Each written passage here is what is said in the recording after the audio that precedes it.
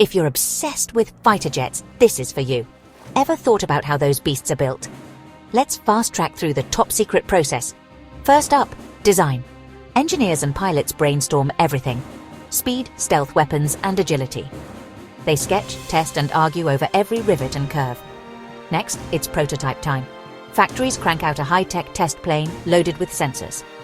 Test pilots push it to the edge, pulling Gs, dodging radar, seeing what breaks. Every mishap, more data to tweak the design. If it survives, it enters deployment. Squadrons get trained, maintenance crews learn the ropes, and the jet starts flying real missions. But even then, updates never stop.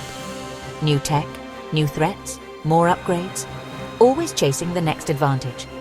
So next time you see a fighter jet scream overhead, remember, behind that roar is a wild story of design, danger, and relentless innovation.